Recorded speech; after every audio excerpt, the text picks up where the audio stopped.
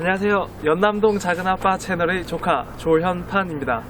네, 오늘은 조금 요즘에 이슈가 되고 있는 문제에 대해서 한번 다뤄볼 거예요. 바로 블랙아이스에 대해서 한번 다뤄볼 건데, 최근에 그 좀 안타까운 사고 소식이 있었어요. 첫 번째가 한 달 전인가? 한 3주 전쯤에 여기 보시면은 원주에서 발생한 블랙아이스 때문에 발생한 사고예요. 되게 아찔한 순간이었고, 여기는 바로 불과 한 3일 전, 이틀 전에 발생한 블랙아이스 때문에 그 다량 추돌 사고로 발생한 사고가 있었어요. 이 영상들을 보면서 진짜 아찔하더라고요.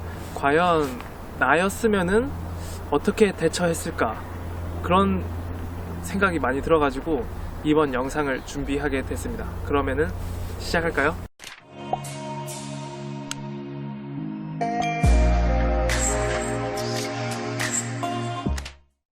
자, 그러면은 먼저 블랙아이스의 원리에 대해서 한번 알아볼까요? 왜 사람들이 블랙아이스라고 말하는지. 자, 여기 보시면은 첫 번째로 아스팔트가 좀 울퉁불퉁하잖아요. 근데 이런 아스팔트 틈 사이에 그 물이 잔잔하게 깔려요. 근데 그 물이 기온이 떨어지면서 살짝 어는 거죠. 그 언 뒤에 그 위에다가 약간 먼지 같은 매연이나 그런 것들이 앉으면서 새카맣게 보이는 거예요. 그러니까 이게 얼음인지 아스팔트인지 구분이 안 가는 그런 상황이 발생하는 거죠. 이런 현상을 블랙아이스라 말하는 거고, 블랙아이스 도로에서 만약에 제동을 했을 때는 일반 도로에서 제동했을 때보다 훨씬 더 제동거리가 많이 길어진다고 하네요. 네? 이것이 블랙아이스가 발생하는 원리라고 말할 수 있겠습니다. 네, 그러면은 블랙아이스 사고에 대해서 그러면 어떻게 예방을 해야 되는지에서 한번 알아볼게요. 첫 번째로는 가장 중요한 건데, 이건 사실 기본이에요. 기본. 바로 안전거리 확보. 고속도로에서 안전거리가 보통 한 100m 정도 되죠.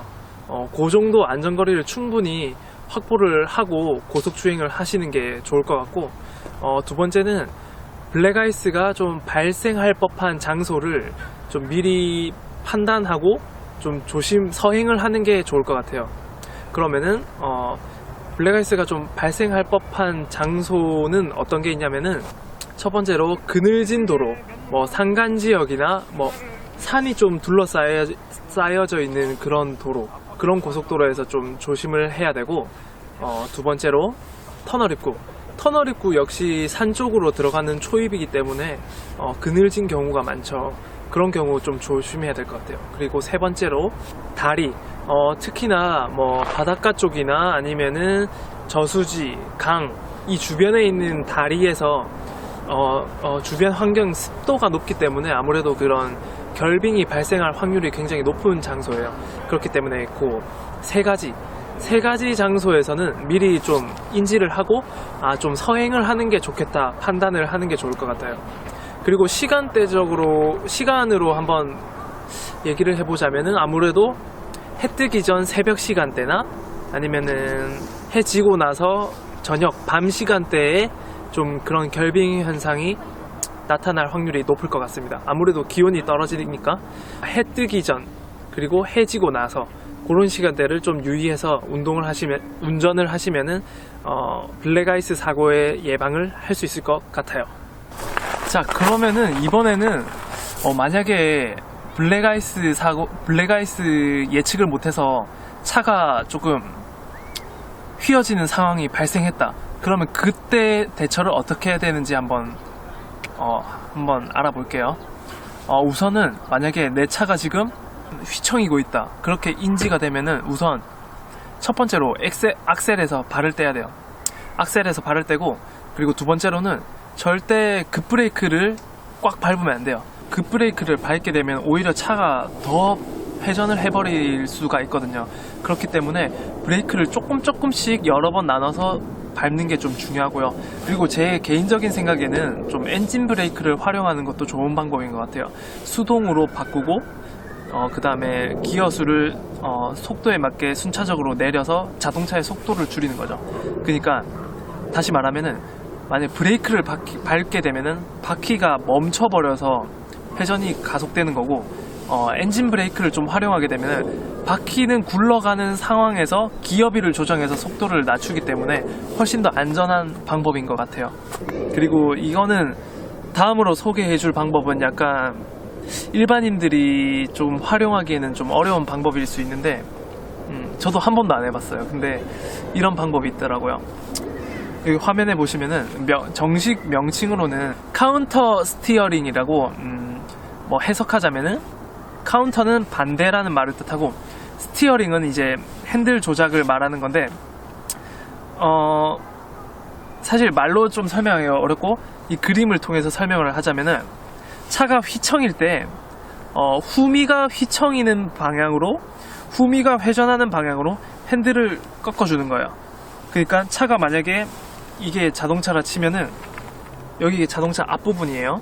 그러면은 차가 지금 이렇게 만약에 휘고 있다, 이 진행 방향이면은 차가 이렇게 휘고 있다, 후미가 지금 이쪽으로 움직이잖아요. 그때 핸들을 이쪽으로 꺾는 거죠. 이쪽으로 꺾어서 이렇게 맞추는 거예요. 이거 사실 이건 저도 한 번도 안 해봤는데 되게 고급 방법인 것 같아요. 이런 상황이 발생했을 때 생각이 날지 모르겠는데, 그래도 한번 인지를 하고 있다면은 시도를 해보는 거는 나쁘지 않은 것 같아요.